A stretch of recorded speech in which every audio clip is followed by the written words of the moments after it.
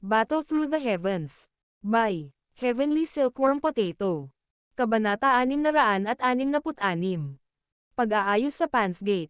Nakatayo si Xiaoyan sa batong hagdanan pagkatapos lumabas sa kwarto ng pag-aaral ni First Elder Su Chen.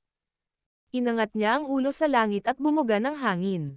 Si Medusa ay sumusunod na parang anino sa likuran niya. Malamig ang kanyang magandang mukha, at ayaw magbitaw ng kahit isang salita. Paminsan-minsan ay may ilang mga elder ng Inner Academy na lumalabas at umaalis sa pag-aaral.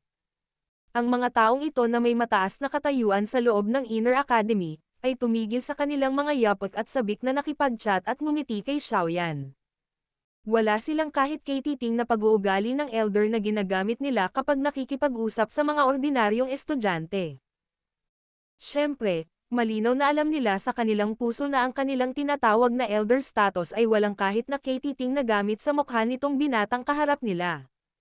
Pinaalis ni Xiaoyan ang mga elder na bumati sa kanya bago siya tahimik na nakahinga ng maluwag. Ilang buwan pa lang ang nakakaraan mula nang magkita sila. Kailangan ba talaga nilang maging napakainit at masigasig? Saan mo susunod na pupuntahan? Isang malamig na boses na naglalaman ng ilang pagkainip ang narinig mula sa likuran ni Xiaoyan. Si Medusa talaga ang naghintay ng mahigit kalahating araw. Akala ko gusto mong ipagpatuloy ang pagiging pipi. Lumingon si Xiaoyan at pinag-aralan ang mga patayong kilay ni Medusa sa kanyang magandang mukha habang nakangiti itong nagsasalita. Si Medusa ay muling nagpakita ng masungit na mukha sa harap ng panunokso ni Xiaoyan.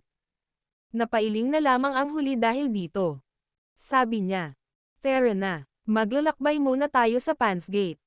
Hindi ko alam kung kailan ako babalik pagkatapos kong gawin itong paglalakbay sa Jiama Empire. Kaya naman, mas mabuti na ayusin ko ng maayos ang lahat." Itinaas ni Xiaoyan ang kanyang mga paa at nanguna sa paglalakad sa labas pagkatapos niyang magsalita. Parang multo lang si Medusa habang mahigpit na nakasunod. Ang pagbabalik ni Xiaoyan sa Pansgate ay natural na naging sanhi ng Pansgate upang agad na kumulo. Ang hindi mabilang na bilang ng mga tao ay dumagsa mula sa lahat ng direksyon. Ang layunin nila ay magbigay ng magalang na paaya sa misteryosong pinunong ito na halos hindi nila makita. Ang kasalukuyang reputasyon ni Xiaoyan sa loob ng Inner Academy ay umabot na sa isang tiyak na antas. Walang estudyante mula sa anumang nakaraang batch na maaaring umabot sa ganoong antas. Sina Wu Hao, Hu Jia, Lin Yan, Xiaoyu, at iba pang mahahalagang tao sa matataas na antas ng Pansgate ay muling nagtipon sa loob ng meeting room ng Pansgate dahil sa pagbabalik ni Xiaoyan. Gumawa ka ng napakalaking kaguluhan sa sandaling bumalik ka. Sa kasalukuyan ay may hindi kilalang bilang ng mga kapatid mula sa Pansgate na naghihintay sa labas para ipakita mo ang iyong sarili. Umiling si Xiaoyu habang sinulyapan si Xiaoyan, na nakaupo sa upuan ng pinuno, matapos marinig ang ingay na lumutang mula sa labas ng bulwagan. Ngumiti si Xiaoyan. Hindi niya akalain na sa pamamagitan lamang ng pagpapakita ng sarili ay magdudulot siya ng ganoong kalaking kaguluhan. Nawala ka ulit ng ilang buwan sa pagkakataong ito. Ano ang gusto mong gawin ngayong bumalik ka na? Gumawa ng malaking galaw si Lin Yan habang nakaupo sa kanyang upuan at inilibot ang kanyang mga mata kay Xiaoyan. Natahimik si Xiaoyan. Agad siyang nagsalita sa mabagal na paraan. Lahat, sa pagkakataong ito, bumalik ako para sabihin sa inyong lahat na baka aalis na ako sa Jianan Academy, at babalik sa Jiama Empire sa loob ng 2 buwang ito. Ang orihinal na masayang kapaligiran sa loob ng bulwagan ay agad na tumahimik pagkatapos magsalita ni Xiaoyan. Nagkatinginan ang lahat. Medyo alam din nila ang nakaraan ni Xiaoyan. Kaya naman, natural na alam nila kung ano ang balak niyang gawin kapag narinig nilang sinabi niya na babalik siya sa Jiama Empire. Kaya naman walang nagbuka ng bibig para pigilan siya. Sa wakas ay si Hu Jia ang unang nagsalita pagkatapos manatiling tahimik ng mahabang panahon. Ganon kaga. Mapait na tumawa si Xiaoyan habang hinarap niya ang lahat ng biglang naging tahimik. Bumuntong hininga siya. Tama, inihanda ko na ang lahat. Hinihintay pa rin ako ng angkan ng Xiao na bumalik. Hindi na ako makakapagpatagal pa. Natahimik ang lahat. Ilang sandali pa, maraming tinig na tila na pagkasundoan na ang lumabas. Aalis ako kasama mo. Natigilan si Xiaoyan. Napatingin siya sa lahat ng nakatingin sa isa't isa at naramdaman niyang uminit ang kanyang puso.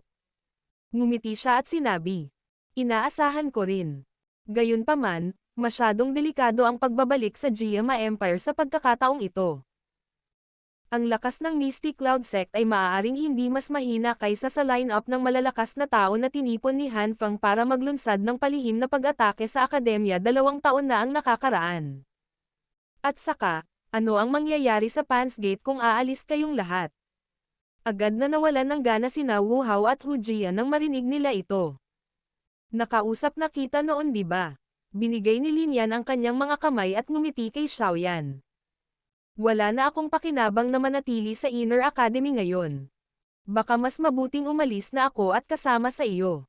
Saglit ding nag-alinlangan si Xiaoyan nang makita niya ang nakangiting mukha ni Lin Yan. Tumanggaw siya at nagsalita. Hindi ako magsasalita ng anumang mapagmataas na salita. Nakatitiyak ako sa iyong lakas. At saka, walang gaanong silbi para manatili ka sa Pans Gate. Mabuti kung susundan mo ako. Hindi napigilan ng mukha ni Lin Yan ang pagkibot nang marinig niya ang mga salita ni Xiaoyan. Ano ang ibig niyang sabihin na walang gaanong silbi para manatili siya sa Pans Gate? Hindi ba masyadong nakapipinsala ang mga salita ng taong ito? Paano ako? Kahit ang taong ito ay makakapunta, huwag mong sabihing hindi ko kaya. Isang malambing at malinaw na boses ang biglang tumunog. Tiningnan ni Xiaoyan ang maliit na batang babae na nakasuot ng puting damit na nakatayo habang nasa baywang ang kanyang mga kamay. Hindi niya maiwasang mag-alinlangan sandali. Kahit na ang lakas ni Ziyan ay talagang mas malakas kaysa kay Lin Yan, hindi sila pupunta sa Giama Empire para sa isang tour.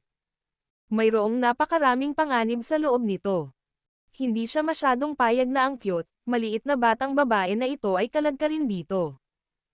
Iniisip mo bang hindi ako tulungang ayusin ang body transformation pill? Sinungaling ka, naghahanap ka ba ng pambubugbog? Agad na itinaas ni Ziyan ang kanyang maliit na kilay nang makita niyang nag-alinlangan si Xiaoyan. Kinuyam niya ang kanyang maliit na kamao at galit na tinitigan si Xiaoyan. Naiinis siya sa pananatili niya sa Inner Academy sa loob ng maraming taon. Natural, kailangan niyang tanggapin ang pagkakataong ito para umalis at makipagsapalaran sa labas ng mundo. Higit sa lahat, hindi niya kakailanganing kainin ang mga kakilakilabot na sangkap na panggamot sa pamamagitan ng pagsunod sa tabi ni Xiaoyan. Siyempre, natural niyang itinago ang mga salitang ito sa kanyang puso.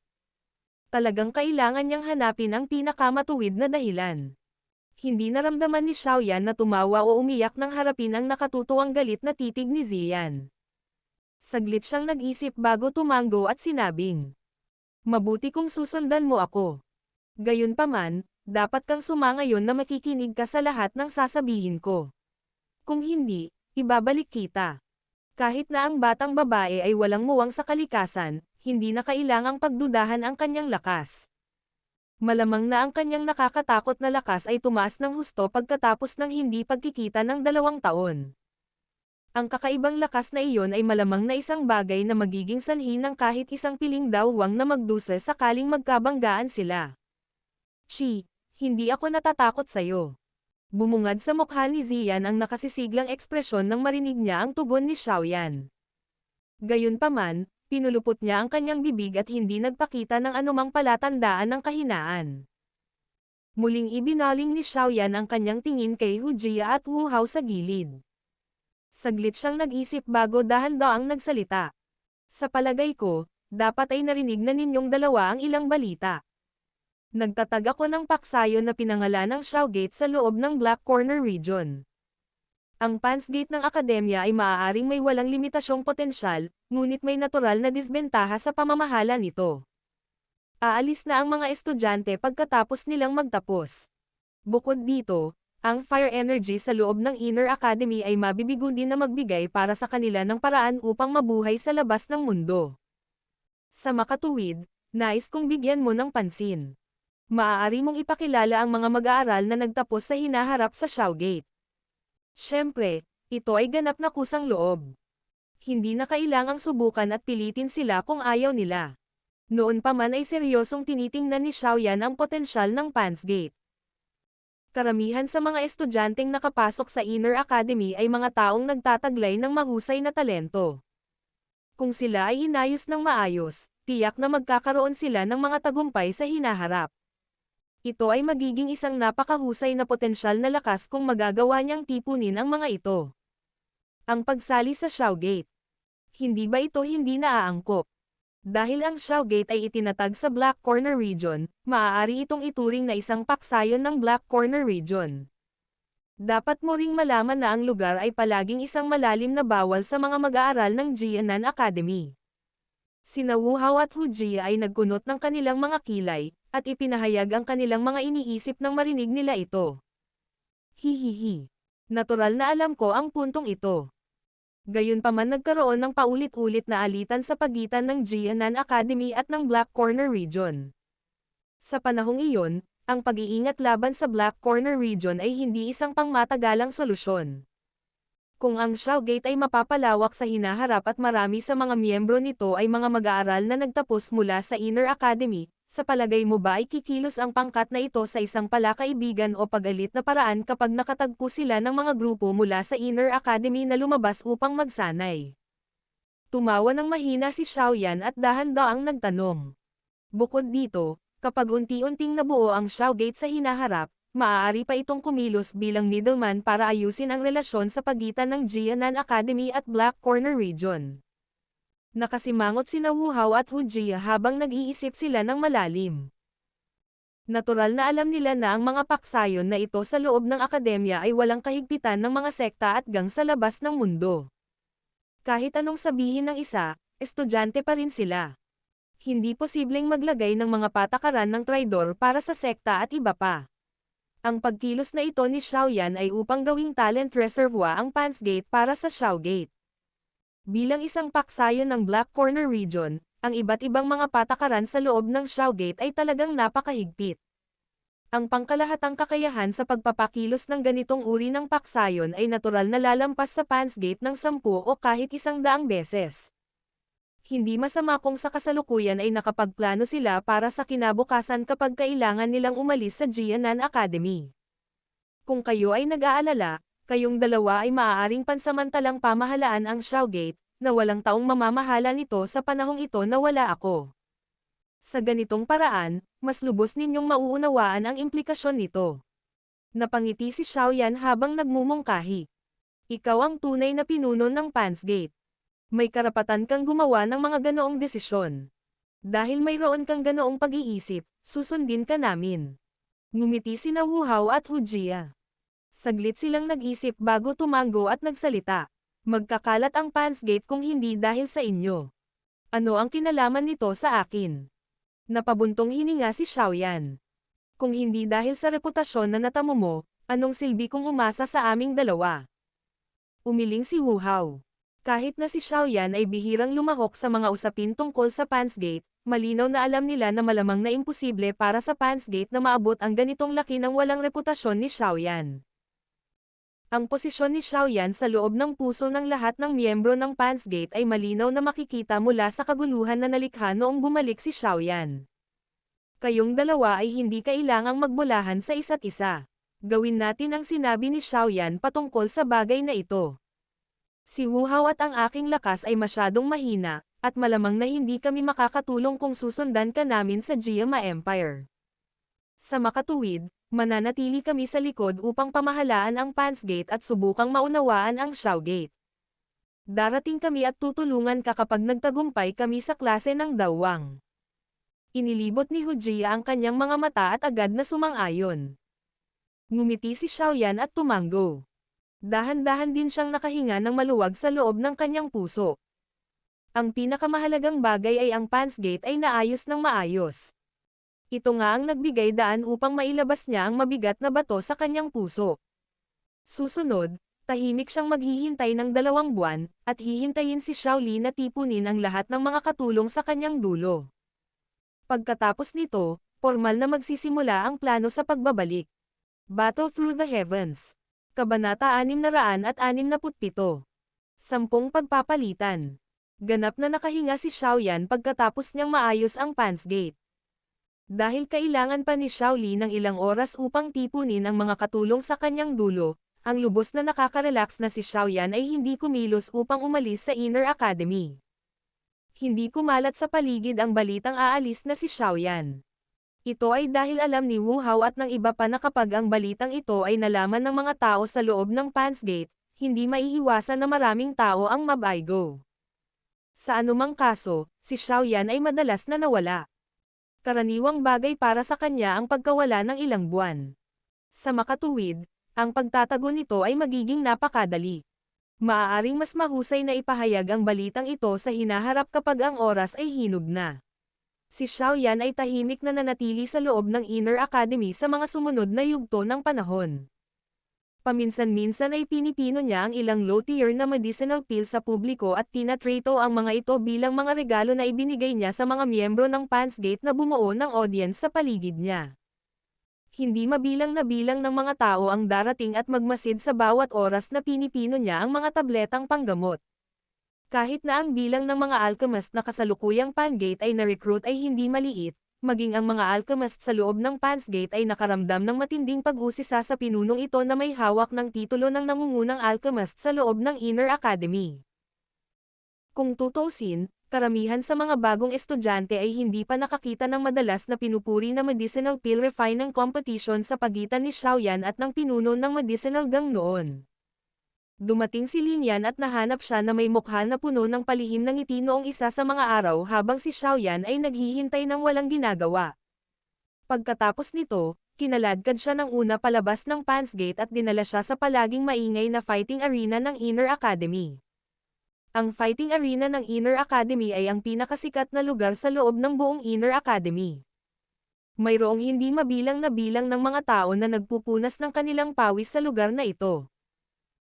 Ang mananalo ay masisiyahan sa mga tagay, karangalan, o pagraranggo habang ang natalo ay maaari lamang umatras sa walang pag-asa na kalungkutan bago pigilin ang kanilang galit upang magsanay, inaasahan ang araw na maaari silang makabalik sa kanilang kalaban. Ang napakalaking arena, gayunpaman, ay walang laman nang pumasok si Xiaoyan sa lugar. Ang karaniwang walang katapusang mga laban ay nawala.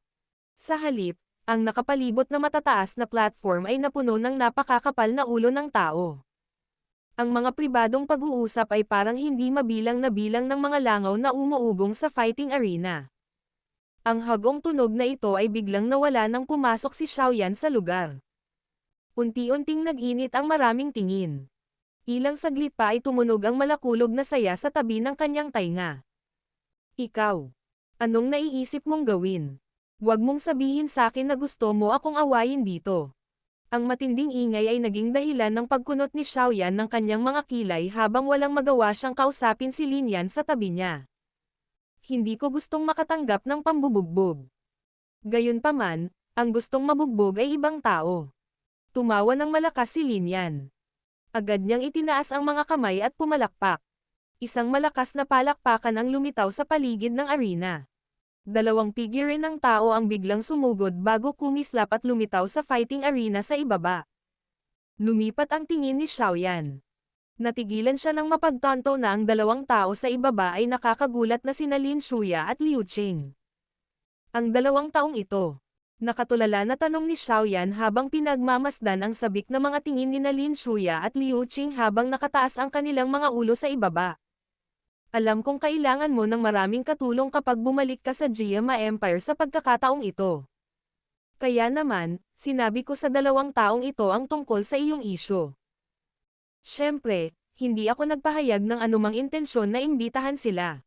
Gayunpaman, ang dalawang taong ito ay nagboluntaryo sa pagsasabing susundan ka rin nila sa Jiama Empire upang maranasan ang tinatawag na Mystic Cloud Sect kung maaari mong talunin silang dalawa. Nagkibit balikat si Lin Yan at nakangiting nagsalita. Nagulat si Xiaoyan.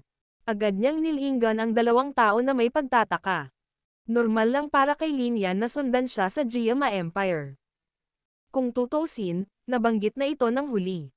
Gayunpaman, ang dalawang taong ito ay talagang hihihi.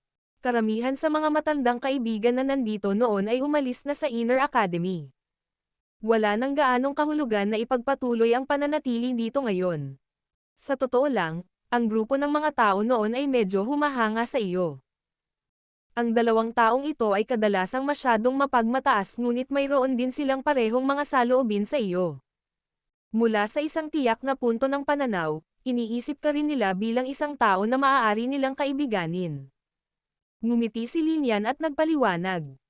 Kung sa tingin mo rin na ang dalawang taong ito ay karapat-dapat na maging kaibigan, dapat kang sumang-ayon sa kanilang kahilingan.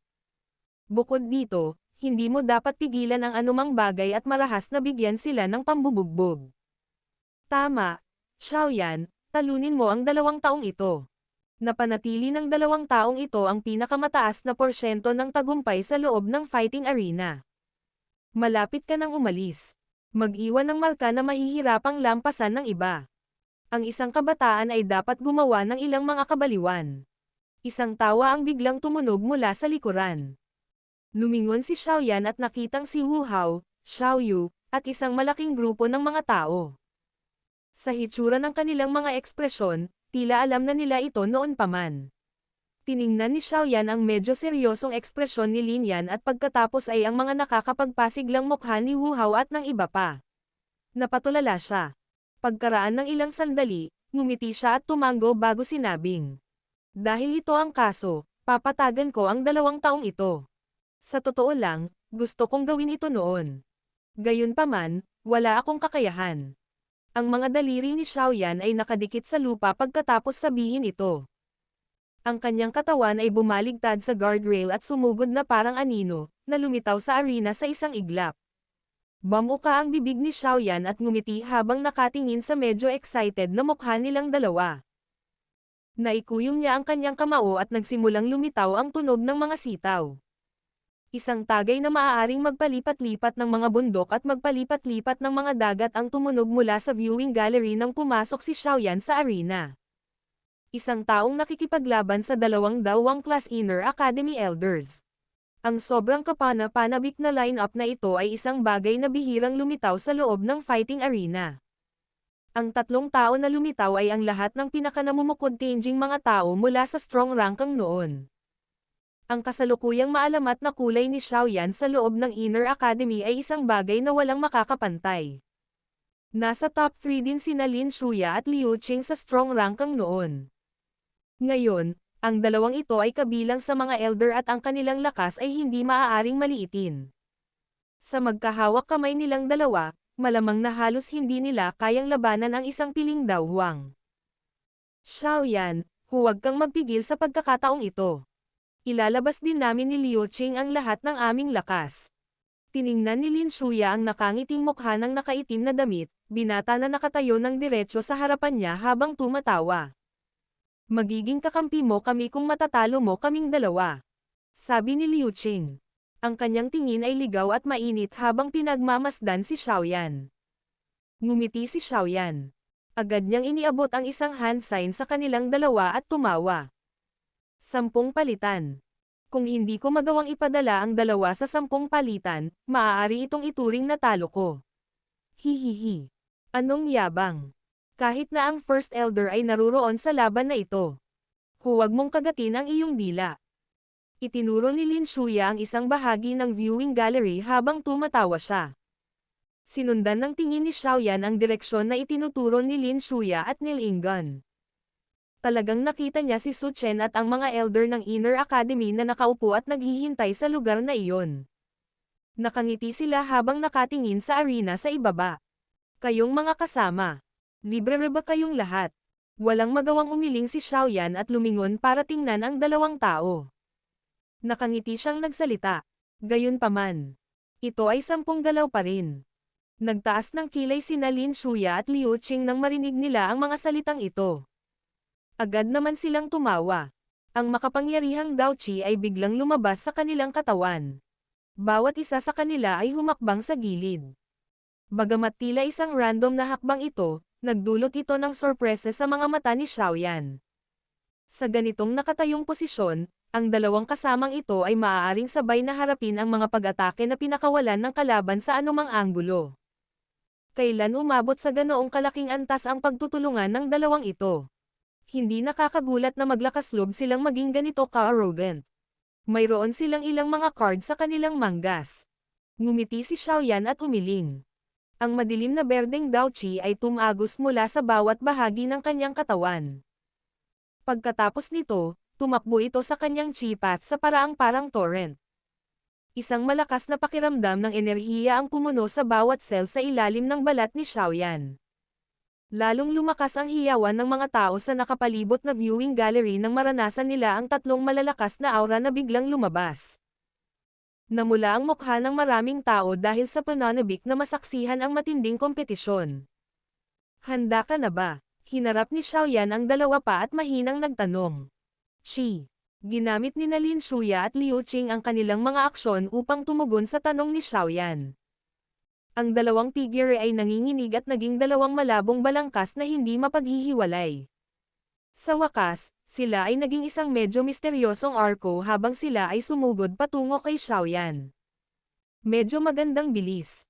Napangiti si Xiaoyan habang sinulyapan ang dalawang malabong figure na sumugod. Hindi gumagalaw ang katawan niya.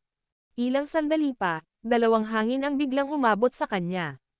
Ang matalim na puwersa ay nagdala ng nakakapanghangin na tunog na nakakatusok sa tenga. Ang isa ay nagmula sa itaas at ang isa ay nasa ibaba habang sinasalakay nila si Xiaoyan. Ang pag-ataking posisyon ni Lin Shuya at Liu Qing ay medyo nakakalito. Sa isa sa itaas at isa sa ibaba, inaatake nila ang dalawang lugar na mahihirapang pamahalaan ni Xiaoyan. Kung magdedepensa lang si Xiaoyan laban sa isang lokasyon, tiyak na matatamaan siya mula sa kabilang lugar. Sa ilalim ng pagtutok ng hindi mabilang na mga tingin, ang katawan ng estatwa na tulad ni Xiaoyan ay biglang nanginig habang ang hangin mula sa magkabilang kamao ay malapit nang maabot sa kanya. Kaagad, natigilan ang lahat nang makita nila ang dalawang ilusyonaryong paa na umaanod sa magkabilang panig. Ang dalawang ilusyonaryong paa ay tila naging substance-like nang malapit na itong magbangga sa kamao ni Lin Shuya at Liu Qing at agad na nagpakawala ng sobrang nakakatakot na enerhiya. Ang unang palitan. Bang! Isang mababa at malalim na tunog ang lumitaw sa arena. Isang malakas na puwersa ang lumabas sa paraang parang torrent sa sandaling iyon, na naging dahilan upang ang figure ni Lin Shuya at Liu Qing ay sumabog na umatras ng mahigit 10 hakbang. Ang bawat isa sa kanila ay nag-iiwan ng malalalim na bakas sa bawat paglapat ng kanilang mga paa sa lupa. Ang taong ito, nakakatakot na bilis at lakas. Pinatatag ni Liu Qing ang kanyang katawan habang may isang pag-iisip sa kanyang puso. Biglang lumiit ang mga butas sa buong katawan niya. Kaagad, isang itim na linya ang biglang sumilay sa kanyang mga mata na para bang ito ay dumaan sa puwang sa kalawakan. Mabilis din ang reaksyon ni Liu Qing nang lumitaw ang itim na anino. Ang kanyang mga paa ay humakbang pasulong at ang kanyang matangkad at malakas na figure ay mabilis na umatras. Lumitaw ang itim na figure at ngumiti si Xiaoyan. Ang kanyang mga paa ay lumakad patungo sa mabilis na pag-urong na si Liu Qing. Kaagad, isang hindi nakikitang puwersa ng pagsipsip ang lumabas. Ang mabilis na pag-alis ng katawan ni Liu Qing ay agad na bumagal sa ilalim ng mabangis, ligaw na puwersa ng pagsipsip. Gayunpaman, nang hindi niya hinintay na madagdagan ang kanyang lakas upang umatras, ang puwersa ng pagsipsip ay biglang nawala. Mabilis na sumunod ang isang malakas na puwersa ng pagtulak, na inalog ang figure hanggang sa mabilis itong bumalik. Ang kanyang mga paa ay gumuhit din ng mahabang peklat sa lupa. Ang pangalawang palitan. Lumabas ang Daochi mula sa katawan ni Liu Qing at inalis ang paninikip ng dibdib na dulot ng pagsipsip at panginginig. Ibinaling niya ang kanyang ulo at sumulyap sa boundary line, 2 hanggang 3 metro lang sa likuran niya. Ilang malamig na pawis ang hindi sinasadyang lumabas sa kanyang noo. Muntik na siyang mapatapon palabas ng boundary line. Hindi ngayon ang oras para magsaya. Isang bahagyang tawa ang biglang napawi ng si Liu Qing ay nakahinga ng maluwag. Isang mahinang dagandong na parang kulog ang tumunog at ang itim na figure ay lumitaw sa harap ni Liu Qing sa paraang muli na namang naging dahilan ng pagkatulala ng lahat. Great Rift Coffin Splitting Claw. Bumagsak ang ekspresyon ni Liu Qing nang makitang lalapitan na siya ni Xiaoyan. Ang kanyang kamay na nagtitimpla kay Daochi ay biglang inabot. Pinulupot ng Daochi ang kanyang kamay at tinina ito ng parang metal hand claw. Nagdala ito ng pabago-bago ng hangin habang marahas itong kumapit sa dibdib ni Xiaoyan. Hindi umiwas si Xiaoyan habang pinagmamasdan si Liu Qing na nagpakita ng kanyang pinakamahusay na galaw. Ang kanyang daliri ay pinalawak sa kakaibang paraan. Pagkatapos nito, pamitik ito ng ilang beses. Ang hangin na dinadala ng pamitik na daliri ay parang mga invisible cannonballs na paulit-ulit na tumama sa kuko ng kamay ni Liu Qing, ganap na neutralisahin ang nakakatakot na puwersa na dala nito. Ang ikatlong palitan. Ang pananakit ng butas ay bahagyang naililipat mula sa kamay ni Liu Qing habang siya ay patuloy na inaatake ng hangin na ikinabot ni Xiaoyan. Gayunpaman, hindi siya nagpakita ng anumang intensyon na bawiin ang kanyang palad at umatras. Nagdala siya ng mabangis na aura at agad na sumubsob sa gilid ng kamay ni Xiaoyan. Biglang binago ng kanyang mga kuko ang tindig nito habang pinahaba niya at mariing hinawakan ang magkabilang kamay ni Xiaoyan. Gawin mo. Biglang nagpakawala si Liu Qing ng mahinang dagandong matapos hawakan ang magkabilang kamay ni Xiaoyan. Isang hangin ang dumaan sa likod ni Xiaoyan habang umaalingaw-ngaw si Liu Qing. Ang katawan ni Lin Shuya ay kumislap at lumitaw. Ang kanyang mga kamay ay mahigpit na nakakuyom habang ang maputlang berdeng mga talam ay umiikot sa kanilang paligid ng walang tigil. Kaagad, sila ay naging parang matutulis na mahahabang sibat na galit na hamampes sa likod ni Xiaoyan. Ang biglaang hindi inaasahang pagliko ng mga kaganapan sa loob ng arena ay nagdulot ng mga alon ng mga tandang na agad na lumitaw sa viewing gallery. Ngayong nakagapos na ang mga kamay ni Xiaoyan, malamang na mahihirapan siyang takasan ang pag-atake ni Lin Shuya. Ang malablade na mga kamay ni Lin Shuya ay malapit nang maabot at malakas na hamampes sa likod ni Xiaoyan sa harap ng hindi mabilang na bilang ng mga titig. Gayunpaman, sa sandaling siya ay hahampasin, ang kanyang kamay ay kakaibang dumaan sa loob ng katawan ni Xiaoyan. Wow! Ang kakaibang eksena ay nagdulot ng kaguluhan na agad na lumitaw sa buong arena. Ang taong ito ay talagang nag-practice ng 3,000 lightning movement sa ganoong lawak ha. Nagulat si Su Chen habang pinapanood niya ang kakaibang eksena sa ibaba. Hindi niya napigil ang umungol sa ilalim ng kanyang hininga. Ang mga ekspresyon ni Liu Shuya at Liu Qing ay nagbago ng husto sa sandaling dumaan ang kamay ng una sa katawan ni Xiaoyan. Si Liu Qing ang taong pinaka hindi makapaniwala. Ito ay dahil malinaw niyang naramdaman na si Xiaoyan ay talagang mahigpit na pinigilan niya kanina. Gayunpaman, kakaibang nawala si Xiaoyan pagkaraan ng ilang sandali. Ito dapat ang ikalimang palitan tama. Ang isang medyo nagyayelong kamay ay hindi namalayan at tahimik na nakadikit sa kanilang dibdib at likod habang ang ekspresyon ng dalawa ay sumasailalim sa isang matinding pagbabago. Ang mahinang iciness na ibinubuga ay naging dahilan upang biglang bumukas ng husto ang lahat ng mga butas sa katawan ng dalawang tao. Kung may puwersang ilalabas sa posisyong ito, malamang na sina Liu Qing at Lin Shuya ay masusugatan man lang kahit na hindi sila mamatay. Agad na nanigas ang katawan ni Lin Shuya at Liu Qing habang pinipigilan ang kanilang mga fatal point. Unti-unting umagos ang pawis mula sa kanilang mga noo. Ang bilis ng lalaking iyon ay nakarating na sa nakakatakot na antas. Bang!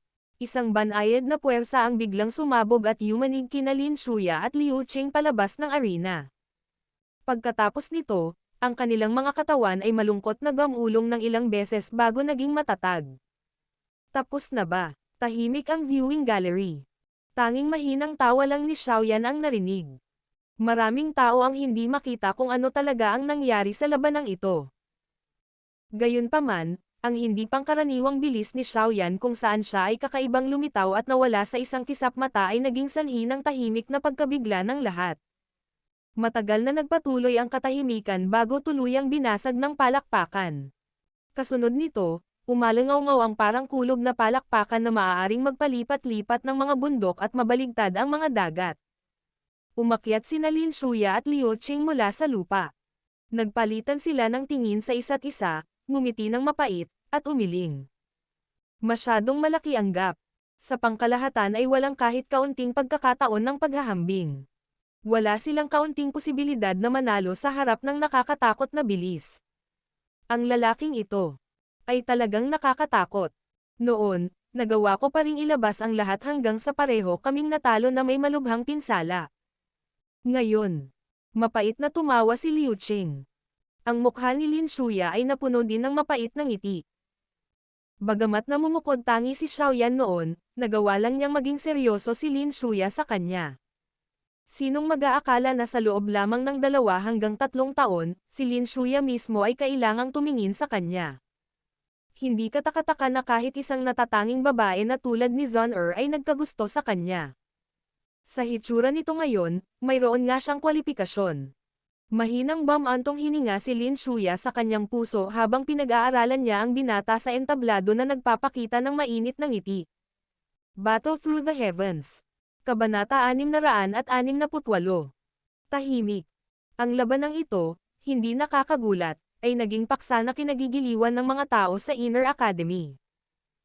Ang labanan sa fighting arena na naging sanhi ng hindi mabilang na bilang ng mga tao na nabigla ay natapos sa perpektong tagumpay ni Xiaoyan. Sina Lin Shuyan at Liu Qing ay mga tao na ang mga pangalan ay umalangaw na parang kulog kahit na sa mga bagong estudyante sa loob ng Inner Academy. Sila ay mga nakakatakot na pag-iral na ng ibabaw sa nangungunang 3 sa strong rankang. Walang makakapagpapalit sa kanila hanggang sa mahiwalay sila sa pagkakakilanlan ng mga estudyante at maging Inner Academy elders.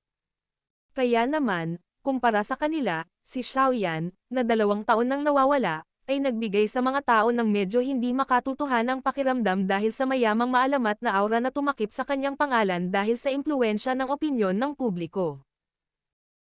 Bagamat noong umalis si Xiaoyan sa tore, nakipag-away siya kay Lin Shuya, sa oras na iyon, isa lamang itong pagsubok at bagaman nakikita ng ilang malalakas na eksperto ang pagkakaiba ng lakas sa pagitan nilang dalawa, ang mga normal na estudyante ay walang persepsyon na makita kung sino ang mas malakas sa mabilis na palitan.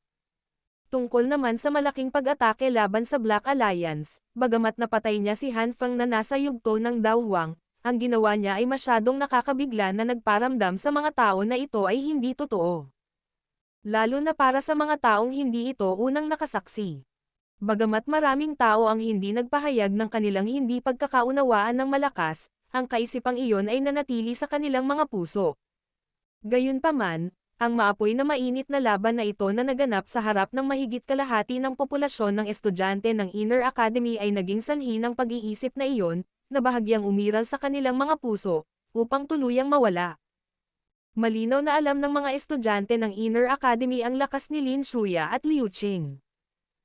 Gayunpaman, kahit na ang kombinasyon ng dalawang ito ay hindi tumagal ng 10 palitan laban sa mga kamay ni Xiaoyan. Ang lakas na ito ay sapat na upang automatikong lunukan ang lahat ng pagdududa tungkol kay Xiaoyan sa kanilang tiyan habang lihim na nabigla. Kaya naman, mayroong hindi mabilang na bilang ng mga mag-aaral, na hindi nakakuha ng sapat mula sa labanan at ipinakalat ang balita sa kanilang mga kapwa mag-aaral sa kabila ng ilang araw pagkatapos ng maapoy na mainit na labanan na naging sanhi ng pagkulo ng dugo ng isang tao. Makikita rin sa kanilang mga mukha ang paggalang. Ang isang taong nakapagtatag ng paksayon tulad ng Pansgate ay talagang hindi ordinaryong tao. Lalong naging nananabik ang mga miyembro ng Pansgate sa harap ng kumakalat na balita sa ibang mga estudyante.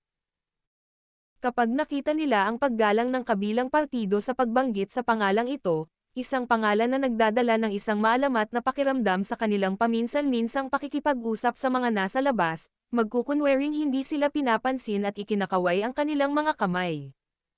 Kaagad nilang binabanggit na paminsan-minsan ay nakilala nila ang maalamat na figurang ito mula sa kanilang mga bibig sa loob ng Pansgate. Pagkatapos nito, kung sila ay papalarin, sila ay bibigyan ng isang tableta kapag nagmamasid sa kanya na nagpino ng gamot na tableta.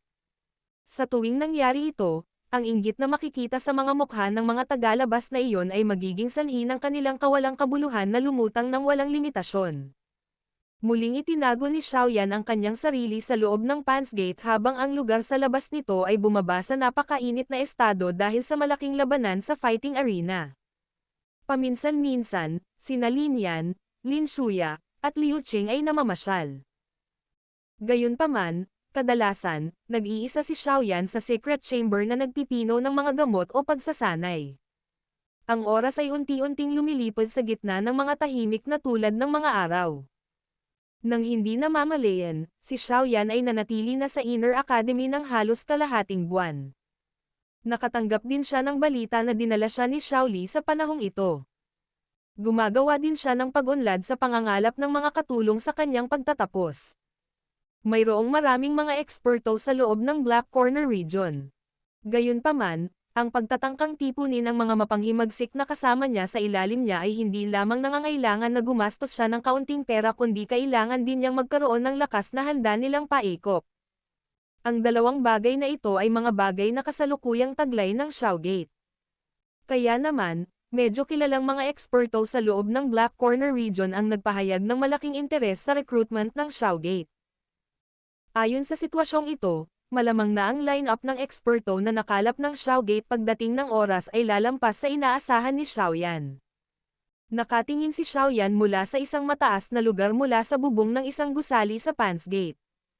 Ilang sandali pa, dahan-daang tumunog ang ilang mga yabag sa likuran niya. Ibinaling niya ang kanyang ulo at tumingin kay Xiaoyu na umaakyat sa hagdan.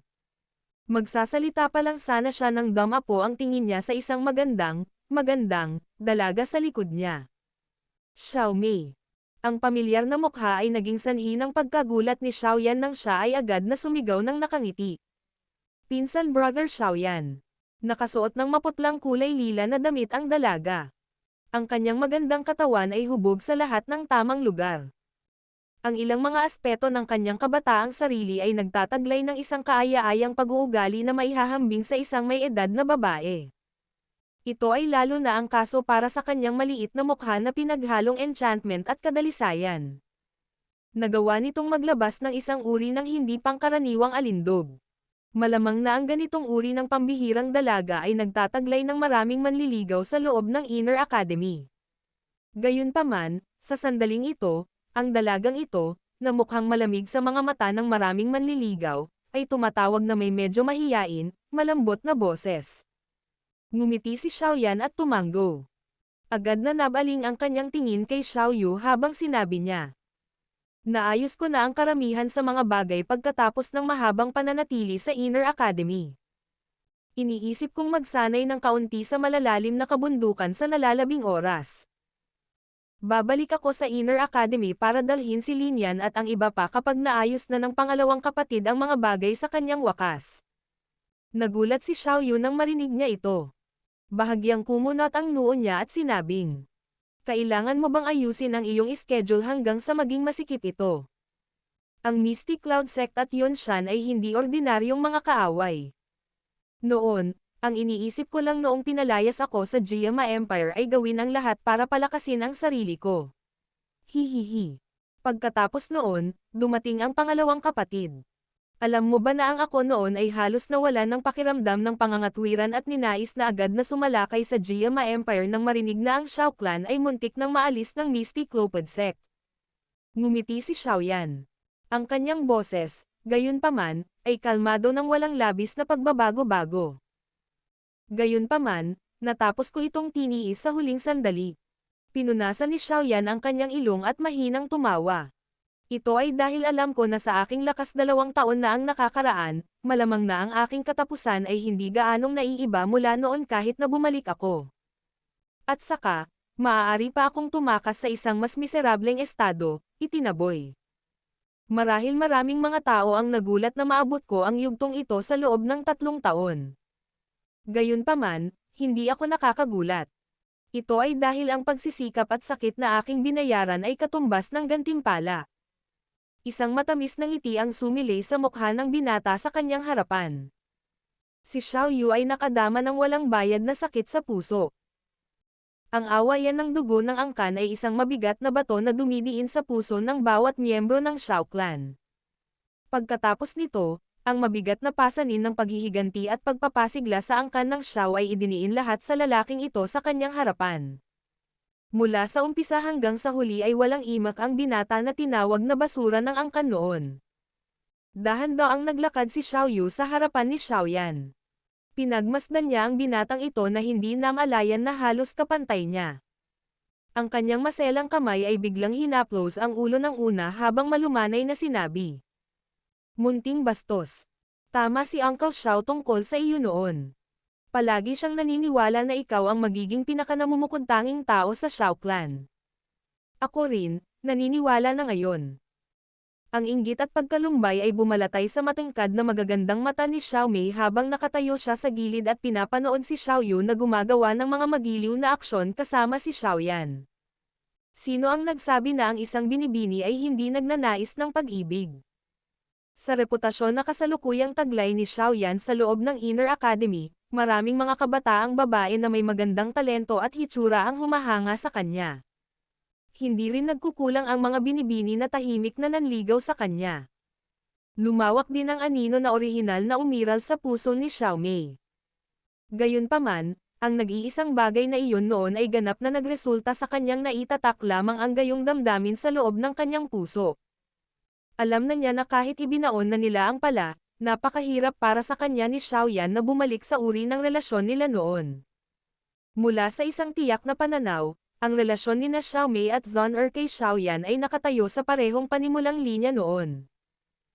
Gayunpaman, pagkatapos nilang magsimulang tumakbo, ang ruta ay biglang nagbago sa sandaling si Xiao Yan ay nahulog mula sa pagiging isang henyo patungo sa basura. Ang relasyon sa pagitan ng dalawa ay nagbago din ng husto, na nagresulta sa kasalukuyan kung saan mahirap itong gumaling. Medyo nanlumo si Xiao Yan sa pagkilos na ito ni Xiao Yun na tila may kinakaharap na bata. Ibinaling niya ang kanyang ulo para lamang magsalita ng may kawalang kasiyahan. Sino ang tinatawag mong munting bastos? Chi, noon, pumasok ka sa lugar kung saan ako naliligo. Hindi lang kakaiba ang kinikilos ng mga kamay at paa mo, kundi sumigaw ka rin na umaksyon ka dahil nagpanik ka na habulin ka ng isang magical beast pagkatapos ng lahat ng nangyari. Sa tingin mo ba ako ay tanga? Napuno ng kakilakilabot na pag-iisip sa ganoong murang edad, ano pa ba ang magiging bastos mo? Ang mukha ni Xiao Yu ay medyo namumula habang iniikot niya ang kanyang mga mata at nagsasalita ng nakakunot ang mga labi. Ubo. Inosente ako. Matindi ang pag-ubo ni Xiao Yan.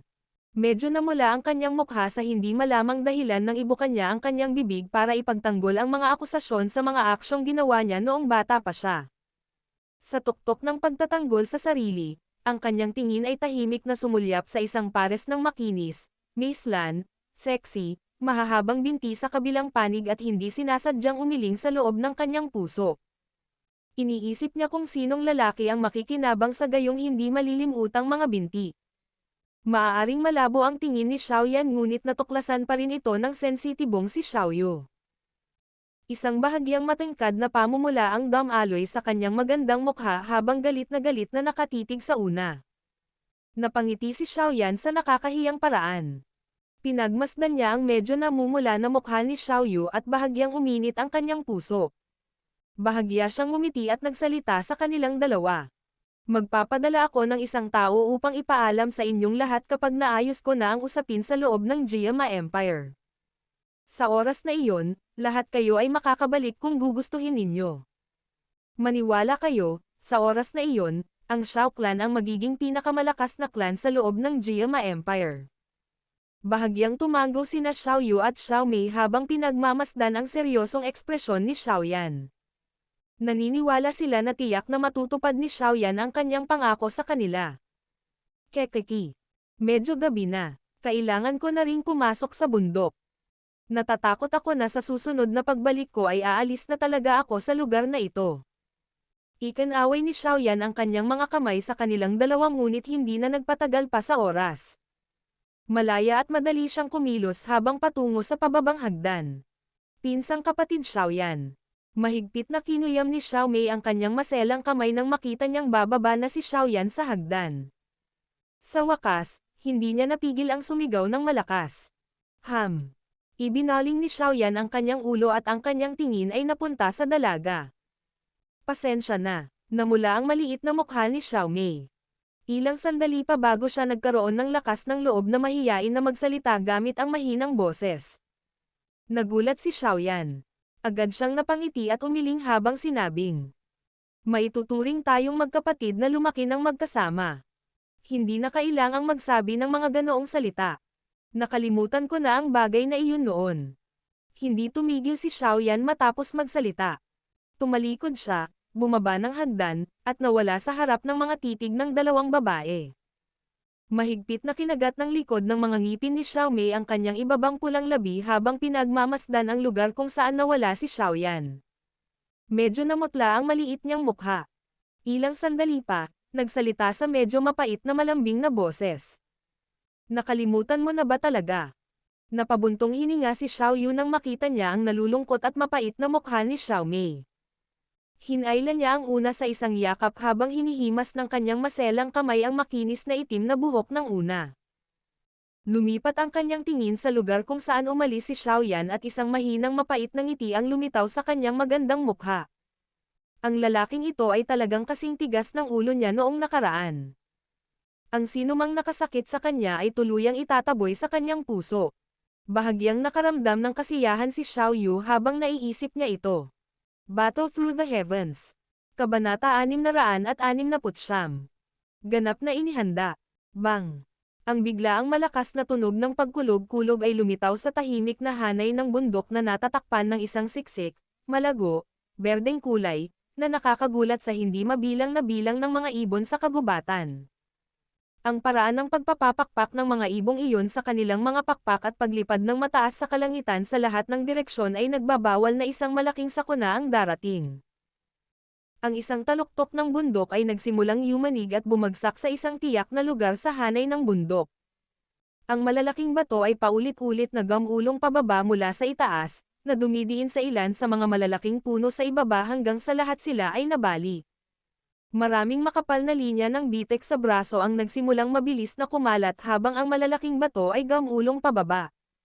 Sa loob ng ilang minuto, huminto ang isang perpektong tuktok ng bundok bago tuluyang gumuho. Isang figure ng tao na may itim na damit ang nagpapakpak ng jade green na mga pakpak ng apoy na lumalabas mula sa kanyang likuran sa hangin sa itaas ng tuktok ng bundok. Pinag-aralan ng kanyang mga mata ang umuugong na taluktok ng bundok na malapit ng babagsak bago siya tumango ng may kasiyahan. Sa kasalukuyan, ang lakas ng Open Mountain Seal, na ito ay talagang mas malakas kaysa dati. Bukod dito, dahil ito ay pagsasanay lamang, ang Daochi na Mananiebra ay wala sa buong lakas nito. Mahirap isipin kung gaano katikot ang puwersa kung ilalabas ito ng isa sa buong potensyal ng isa. Ito ba ang Open Mountain Seal? Talagang karapat-dapat itong maging D-Class High-Level Dao Technique. Isang medyo ilusyonaryong matandang figure ang biglang lumitaw at nakatayong nakabitin sa hangin sa tabi ng binata na nakasuot ng itim. Pinagmasdan niya ang taluktok ng bundok na halos nawasak sa ibaba habang tinatango niya ang kanyang ulo ng may pagtataka at nagtatanong na nakangiti. Oo, tumango si Xiaoyan at ngumiti. Agad niyang tinanong. Narinig na ba ng guro ang Dao Technique na ito? Hihihi. Ang God Seal Technique. Paanong hindi ko narinig ang napakagandang pangalan? Ang set ng Dao Technique na ito ay hindi rin isang bagay na maaaring sanayin ng sinuman sa clan ng maliit mong kasintahan. Ang dahilan kung bakit niya ito nakuha ay malamang dahil sa kanyang hindi pangkaraniwang katayuan. Gayunpaman, talagang hindi inaasahan na nabigyan kanya ng isang kakaibang Dao Technique. Natawa si Yao Lao. Kaagad siyang tila may naalala at hindi sinasadyang napabuntong hininga. Noon, medyo interesado rin ako sa set ng hand seal na Dao Techniques na ito. Sa kasamaang palad, hindi ko ito nakuha. Kung maabot ng isa ang ganap na kasanayan sa hanay ng Dao Techniques na ito, hindi kalabisan na sabihin na maaari niyang sirain ang mga bundok at pakuluan ang mga dagat. Sa kasamaang palad, mayroon lamang 2 hand seal na Dao Technique na ito sa loob ng scroll na ibinigay sa akin ni Zon-er. Sinapo ni Xiaoyan ang kanyang ulo at sumagot sa medyo nahihiyang paraan. Ikaw na sakam na maliit na tao. Makontento ka na lang. Bagamat ang God Seal Technique na ito ay isang D-Class High-Level Dao Technique, kung masanay ito hanggang sa huling seal at makamit ang yugto kung saan ang bawat seal ay konektado sa isa't isa, malamang na makakalaban nito ang isang Tian-class Dao Technique. Natawa si Yao Lao habang sinasaway ang binatang ito. Sinabi niya, kahit na ang katayuan ng maliit na batang babae na iyon ay pambihira sa loob ng angkan, malamang na siya ay nakipagsapalaran sa pamamagitan ng pribadong pagbibigay sa iyo ng gayong Dao Technique. Ang clan niyang iyon ay lubos na pinapahalagahan ang pinakamataas na antas ng Dao Techniques na ito. Ang pagbibigay sa iyo ng 2 sa mga seal sa God Seal Technique ay malamang na kanyang limitasyon. Si Xiaoyan ay nagpakawala ng isang nahihiyang tawa. Pabaya lang niyang binanggit iyon. Natural, imposible para sa kanya na magreklamo tungkol kay Zun-Er. Mula sa mataimtim na ekspresyon niya nang ibigay niya sa kanya ang God Seal Technique, kitang-kita na pinahahalagahan niya ito ng labis. Ayon sa kung ano ang nakasulat sa scroll, pagsasanay lamang sa unang selyo, ang Open Mountain Seal ay mangangailangan ng isa na hindi bababa sa 2 class. Dahil sa kasalukuyang lakas ni Xiaoyan, naramdaman lang niya ang Open Mountain Seal na ito. Kaya naman, kahit na ibinigay sa kanya ni Zun-Er ang lahat ng God Seal Technique, malamang na maglalaway lang siya habang tinitingnan ang mga seal sa kabila. Nagagawang makita ang mga ito ngunit hindi magawa ang mga ito. Ito ay isang mas matinding pagpapahirap. Hindi bababa sa kalahating buwan mula noong pumasok ako sa kabundukan ngunit walang balita mula sa pagtatapos ng pangalawang kapatid. May nangyari bang problema? Ikinumpas ni Xiaoyan ang mga pakpak ng apoy sa kanyang likod at ibinato ang kanyang tingin sa direksyon ng Black Corner Region. Hindi niya maiwasang mapakunot ang noo habang nagsasalita. Dapat maayos. Kung may mangyari, siguradong nagpadala siya ng signal sa iyo. Ngumiti si Yao Lao at naging seryoso ang mukha niya habang nagsasalita. Ngayon, dapat mong ituon ang iyong pansin sa iyong sarili. Kapag nakikipaglaban kay Yunshan, napakahirap na patayin siya maliban kung mayroon kang makapangyarihang pamamaraan. Binawi ni Xiaoyan ang kanyang ngiti nang mabanggit ang pangalang ito na nakadikit sa memorya ni Xiaoyan. Bahagyang tumango siya at nag-isip. Bagaman tumaas ang lakas ko sa loob ng 3 taon na ito, imposible ring manatili ang matandang iyon sa parehong antas. Bukod dito, ang Misty Cloud Sect ay nakatayo sa Jiama Empire sa loob ng maraming taon. Siguradong nagtataglay ito ng matibay na pundasyon. Ang Dao Techniques na alam ng matandang lalaki ay malamang na hindi magiging mahina. Noon, halos hindi makalaban ni Xiaoyan si Yunshan para sa ilang palitan sa pamamagitan ng pag-asa sa lakas ni Yao Lao ngunit ito ay dahil ang huli ay hindi nagpakita ng maraming Dao Techniques. Sa sandaling nailabas na niya ang Dao Techniques para samahan ang kanyang orihinal na napakalakas na lakas, malamang na magiging miserable ang pagtatapos ni Xiaoyan kahit na sa tulong ni Yao Lao. Sa kasalukuyan, ang lakas ni Xiaoyan ay tumaas at nagtataglay din siya ng makapangyarihang mga sandata sa pagpatay tulad ng Angry Buddha Lotus Flame pati na rin ang God Seal Technique. Gayunpaman, mayroon pa ring kawalan ng katiyakan kung gusto niyang umasa sa kanila para patayin si Yunshan. Pagkatapos ng lahat, kahit na ang klase ng Daozang ay hindi maituturing na isang dalubhasa na maaaring tumayo sa tuktok ng pyramid kung ilalagay sa buong kontinente, sila ay mga eksperto na mababa lamang ng kaunti sa antas na iyon. Kung minamaliit ng isang tao ang isang dalubhasa sa antas na iyon, walang alinlangang magdudulot ito ng kanyang sarili na makaranas ng sakuna. Ito ay lalo na para sa isang tulad ni Xiaoyan, na ang antas ay mas mababa sa antas na iyon. Gayunpaman, hindi matanggap ni Xiaoyan ang kahit kay Titing na kawalan ng katiyakan na lumitaw sa paglalakbay na ito pabalik sa Jiama Empire. Noon, siya ay itinaboy palabas ng Jiama Empire na parang asong nawalan ng tirahan. Pagkatapos nito, siya ang naging dahilan upang harapin ng angkan ng Xiao ang gayong kapahamakan. Maaari pa rin siyang tumakas kapag nabigo siya pagkatapos bumalik sa pagkakataong ito. Gayunpaman, ang naghihintay sa angkan ng Xiao ay maaaring tunay na paglipol. Kaya naman, dapat niyang patayin si Yunshan sa lahat ng paraan kapag ibinalik niya ang Jiama Empire sa pagkakataong ito. Siyempre, kung isasama niya ang dalawang mahusay na lakas sa pakikipaglaban ni Medusa at Yao Lao, tiyak na hindi mahirap patayin si Yunshan. Sa kasamaang palad, walang kumpiyansa si Xiaoyan na kumbinsihin si Medusa na tulungan siyang labanan si Yunshan.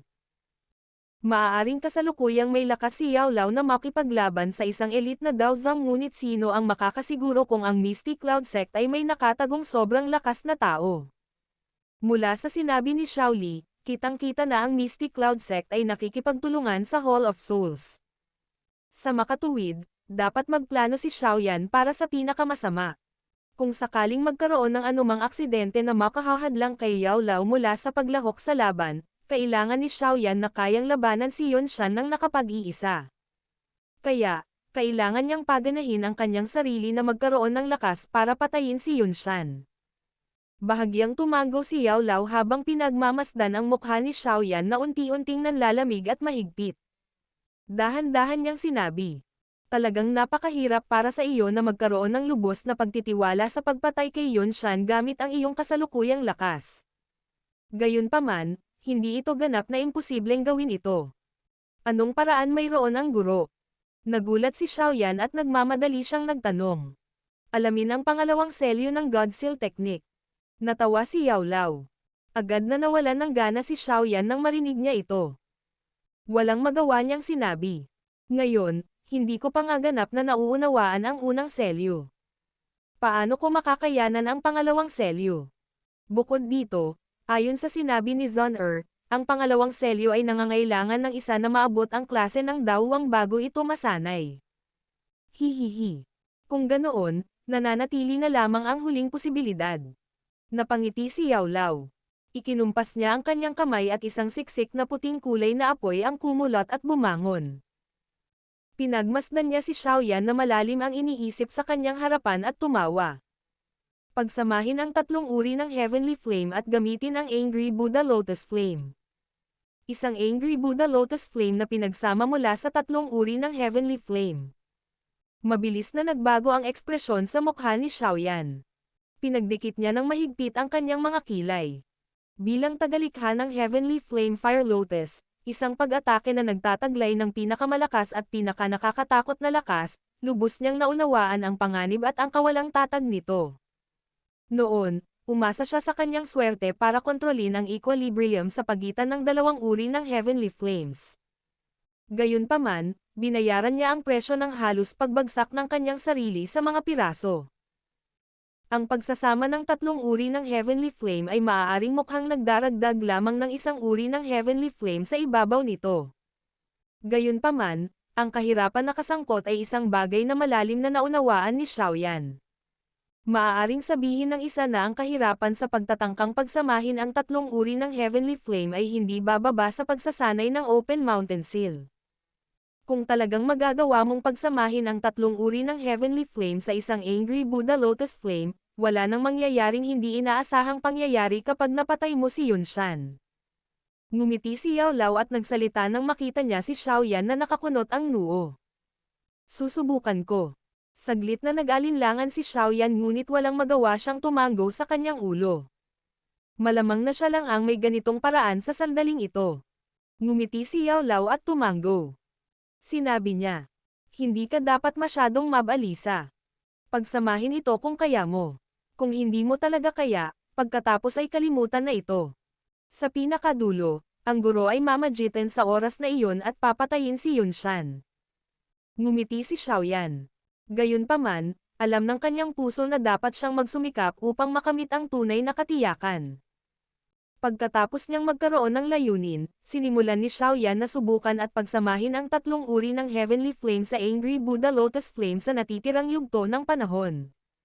Gayunpaman, tulad ng inaasahan niya, talagang napakahirap na pagsamahin ang bagay na ito. Sinubukan niya ang ilang mga eksperimento sa panahong ito ngunit lahat ng mga ito ay nauwi sa kabiguan. Bukod dito, nakatanggap pa siya ng mga minor injuries sa panahon ng matinding pagsabog na nalikha ng bumangga ang Heavenly Flame sa isa't isa. Wala ring magawa si Yao Lao sa harap ng paulit-ulit na nabigong pagtatangka ni Xiaoyan. Hindi ito dahil kulang sa talento si Xiaoyan. Sa halip, talagang mahirap ang Heavenly Flame na ito. Naisip pa niya na kahit nasa kasagsagan niya noon, ang pagtatangkang pagsamahin ang tatlong uri ng Heavenly Flame ay maaaring isang napakahirap na gawain. Bukod dito, kahit na si Xiaoyan ay may hawak na ng dalawang uri ng Heavenly Flame, ang Bone-Chilling Flame ay hindi sa kanya. Kahit na magagamit ito ni Xiaoyan, napakahirap para sa kanya na maabot ang punto kung saan mayroon siyang ganap na kontrol. Gayunpaman, ang bahagyang paglihis sa kontrol na ito ay nagtataglay ng isang kritikal na kahihinatnan sa ganitong uri ng pagsasanib na nangangailangan ng matinding katumpakan. Gayunpaman, si Xiaoyan ay hindi nagpakita ng labis na pagkabalisa sa harap ng paulit-ulit na pagkabigo. Naging dahilan ito upang iwaksi ni Yao Lao ang pag-aalala sa kanyang puso. Talagang natatakot siya na ang maliit na batang ito ay mapupunta sa isang dead end sa ilalim ng presyon ng oras. Ang ganitong uri ng heavenly flame na pagsasanib ay hindi isang bagay na maaaring kumpletuhin ng isa sa pamamagitan ng pagiging balisa. Ang mas kalmado noon, mas maganda ang epekto. Kung ang isa ay mas nababalisa, ang isa ay maaaring mawalan ng higit sa kung ano ang makukuha ng isa. Pagkatapos ng isang buwan ng paulit-ulit na mga eksperimento ng walang pahinga, tila nagkaroon ng kaunting pag-unlad sa pagsasanib ng tatlong uri ng heavenly flame na ito. Gayunpaman, isang messenger bird ang lumipad mula sa Black Corner region sa ganoong oras, na naging dahilan upang si Xiaoyan ay walang pagpipilian kundi itigil ang kanyang eksperimento. Nakaayos na ang lahat, pwede na tayong umalis anumang oras. Ang tala ay mayroon lamang itong isang pangungusap. Gayunpaman, ang isang pangungusap na ito ay nagdulot kay Xiaoyan na tumahimik ng mahabang panahon. Agad siyang bumuga ng mahabang hininga. 3 taon na niyang hinintay ang araw na ito. Battle Through the Heavens. Kabanata 670. Pag-alis sa Inner Academy. Ang orihinal na liblib na lugar sa kaloob-looban ng mga kabundukan na hindi kalayuan sa Inner Academy, na kadalasang walang sinumang tao, ay may napakaraming figure ng tao na natipon sa sandaling ito. Maraming mga tingin ang ibinato sa nakangiting nakaitim na damit, binata sa harapan. Ang bahagyang mababang kapaligiran ay patuloy na nagtagal dahil sa nalalapit na paghihiwalay ng mga daan. Napagpasyahan mo na bang umalis ngayon? Tumingin si Su Chen kay Xiaoyan sa harap niya at mamantong hininga. Hey Eha. Naayos na ang usapin sa pagtatapos ng pangalawang kapatid.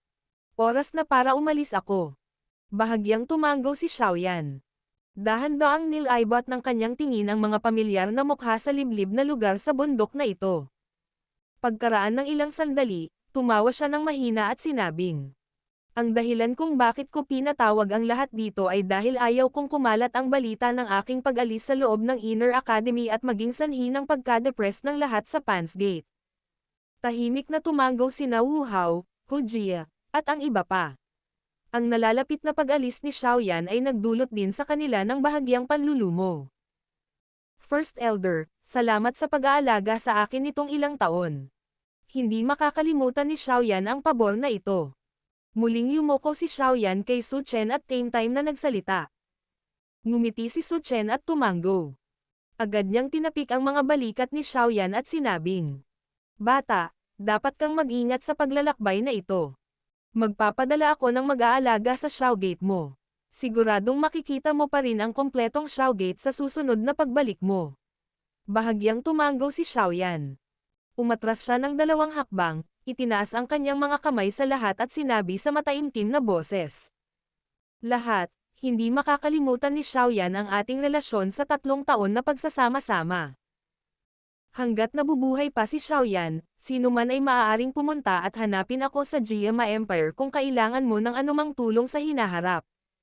Ang mga salita ni Xiaoyan na may kaunting ugali ng Black Corner region ay naging dahilan upang maging masaya ang lahat.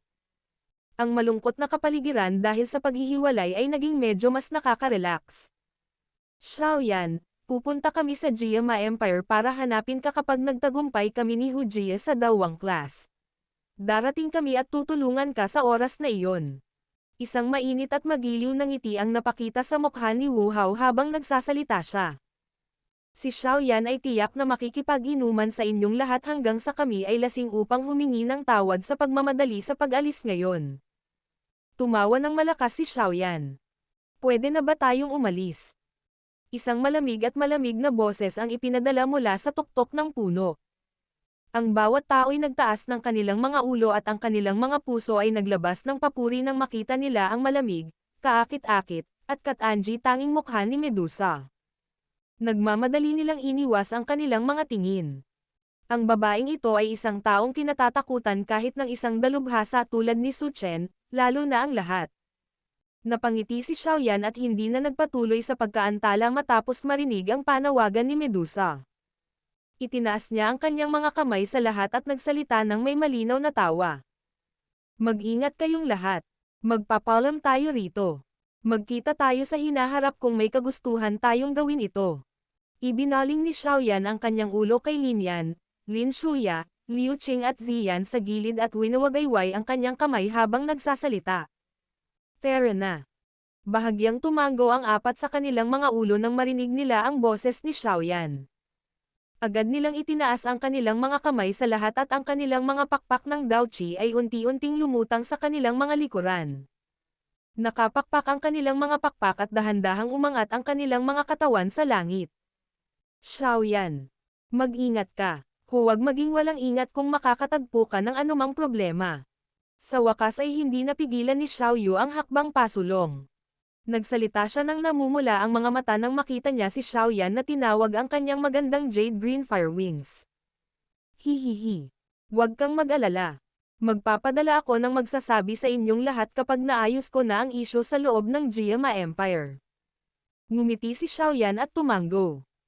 Agad niyang ibinaling ang kanyang katawan sa napakagandang paraan at ikinapak ang kanyang mga pakpak ng apoy. Nang walang anumang pagpapaliban, siya ay nagbago sa isang madilim na berdeng figurine ng apoy na lumipad patungo sa malalalim na kabundukan. Pagkatapos nito, sumunod na malapit sa likuran sina Medusa, Lin Yan, Ziyan at ang dalawang iba pa. Napatingin ang lahat sa mga figurine ng tao na unti-unting nawawala sa paningin at kalaunan ay binawi ang kanilang mga tingin makalipas ang ilang sandali. Marahan silang nagbuntong hininga sa isa't isa. Alam nila na ang panganib na kinaharap ni Xiaoyan nang siya ay bumalik sa Jiama Empire ay lubos na malaki. Ang Misty Cloud Sect ay nakatayo sa Jiama Empire sa loob ng maraming taon. Ang pundasyon nito ay walang kapantay na matibay. Kahit na si Xiaoyan ay may tulong ng isang malakas na tao tulad ng Medusa, malamang na mahihirapan siyang makakuha ng ganap na kalamangan. Ang naghihintay kay Xiaoyan sa pagkakataong ito ay maaaring maging isang napakatindi at matinding labanan. Ang tagumpay o pagkatalo ay nakasalalay kay Xiaoyan lamang. First Elder, magtagumpay kaya si Xiaoyan sa pagkakataong ito? Inalis ni Hujia ang kanyang tingin at biglang nagtanong sa mahinang boses. Ibinaon ng lahat ang kanilang mga tingin kay Su Chen, na nakatayo habang nakatalikod ang mga kamay, nang marinig nila ang tanong na ito. Mahirap sabihin. Bumantong hininga si Su Chen at sinabi. Ang Jiama Empire ay medyo napakalaki. Kaya, nagresulta ito sa kanilang buong imperyo na nagtataglay lamang ng isang paksayon tulad ng Misty Cloud Sect. Dahil sa mahabang pamana ng Misty Cloud Sect, maaari itong ituring na isang magandang paksayon kahit na inilagay sa timog kanlurang kontinente. Bagamat si Xiaoyan ay may pambihirang talento sa pagsasanay, ang kanyang saligan ay masyadong mahina. Maaaring marami na siyang natipon sa pagkakataong ito ngunit hindi pa rin alam kung sino ang matatalo. Medyo naging malungkot ang ekspresyon ni Wu Hao at ng iba pa nang marinig nilang magsalita si Su Chen sa ganitong paraan. Gayunpaman, alam din nila na wala itong silbi kahit gaano pa sila nag-alala para kay Xiaoyan. Kahit nasundan nila si Xiaoyan sa Jiama Empire, malamang na magiging pabigat lang sila. Hihihi. Sige, lahat kayo ay hindi dapat mag-alala. Malalaman natin sa huli kung magtatagumpay siya o mabibigo sa hinaharap. Kung talagang sinira ni Xiaoyan ang Misty Cloud Sect, malamang na kumalat ang kanyang pangalan sa buong timog kanlurang bahagi ng kontinente. Tumawa ng mahina si Su Chen. Agad niyang inikat ang katawan at dahan-daang naglakad patungo sa kinaroroonan ng Inner Academy.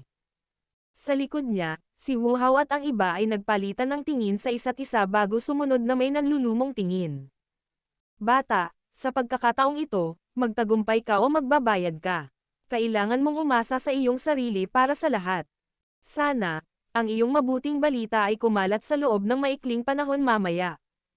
Tumigil ang mga yabag ni Su Chen nang papasok na siya sa kagubatan. Muli siyang lumingon, tumingin sa direksyon kung saan nawala si Xiaoyan at bumantong hininga sa kanyang puso. May mga figure ng tao na gumagalaw sa tuktok ng bundok na hindi kalayuan sa Fang City sa loob ng Black Corner Region, paminsan-minsan ay tumutunog ang mababang dagandong ng hayop. Ikalawang pinuno, ang mga tropa mula sa Xiao Gate ay natipon na. Idinagdag ito sa mga eksperto na aming natipon sa panahong ito pati na rin sa aming tatlong magkakapatid, mayroon kaming kabuuang 8 ekspertong dawang. Karamihan sa iba ay mga ekspertong dawling na pinili namin ng mahigpit ayon sa mga kinakailangan. Hindi lang sila natatakot mamatay sa klase kundi karamihan sa kanila ay mga ling. Isang matipunong lalaki ang nagsalita sa malalim na boses sa lalaking nakatayo sa gilid ng tuktok ng bundok. Dahan daw ang lumingon ang lalaki nang marinig ang sinabi ng matipunong lalaki. Mula sa kanyang malamig, mahigpit na ugali, malinaw na si Xiaoli ang nagtitipon ng mga eksperto sa loob ng Feng City. Sinulyapan ng huli ang matipunong lalaki bago tumango at sinabing, "Napakahusay mo." Lumingon ang tingin ni Xiaoli patungo sa dalasdis ng taluktok ng bundok pagkatapos sabihin ang mga salitang ito. Mayroong higit sa 100 itim na figurine na tahimik na nakatayo doon. Sa harap ng mga itim na figurang ito ay may 7 figurine ng tao na may iba't ibang taas at lapad. Sa pamamagitan ng pagdama ng malakas na aura na bahagyang lumabas mula sa kanilang mga katawan, ang 7 taong ito ay talagang mga eksperto sa klase ng dawang. Sa kabila ng napakaraming tao na nagtitipon sa dalasdis ng bundok, ganap na tahimik ang lugar. Isang mahinang nakagigipit na pakiramdam ang bumalot sa kanilang paligid. Maging ang mga dagandong ng mga hayop na ibinubuga mula sa kagubatan ay tahimik na hamina. Mayroon bang balita mula sa Dark Sky Sect, Luoxia Gate, at Wild Lion Gang? Bakit hindi sila dumating? Inalis ni Xiaoli ang kanyang tingin mula sa mga itim na figurine nang bigla siyang nakasimangot at sinabi. Sisigat na sana si Big Yao pagkatapos marinig ito ng isang babaeng tumawa sa kalangitan. Hihihi. Balisa talaga ang Brother Xiao. Kakailanganin namin ng kahit ilang buwan lang para sa paglalakbay na ito palabas ng Black Corner Region. Kung hindi kami maghahanda ng maayos, hindi ba makukumpiska ng iba ang dati naming tahanan? Ang isang malaking alon ng rumaragasang hangin ay mabilis na dumating pagkatapos ng tawanan. Kaagad, mahigit 10 malalaking lumilipad na hayop ang lumipad mula sa malayong kalangitan. Sa loob ng ilang kisap mata, ang mga lumilipad na hayop ay huminto sa tuktok ng bundok na ito at maraming tao ang bumabagsak. Sa wakas, nagkalat silang lahat sa tuktok ng mga puno sa paligid. Sa isang malabong sulyap, malamang na mayroong hindi bababa sa 100 tao. Bawat isa sa kanila ay may kakaibang aura. Maliwanag, lahat sila ay medyo malakas. 3 napakalakas na aura ang sa wakas ay sumugod na may mga pakpak ng Daochi na pumapagaspas matapos ang maraming itim na figure ay sumugod pababa. Sa wakas, nasuspine sila sa kalagitnaan ng hangin sa itaas ng tuktok ng bundok. Ang kanilang mga tingin ay dumaan sa line-up sa likod ni Xiaoli at ang pagtataka ay bumungad sa kanilang mga mata. Ngumiti sila at sinabing, "May kakayahan talaga si Little Brother Xiao. Talagang hindi inaasahan na makakaipon ka ng napakaraming eksperto sa loob lamang ng 1 buwan." Nakakainggit. Ngumiti si Xiaoli at nagsalita sa medyo walang pakialam na paraan.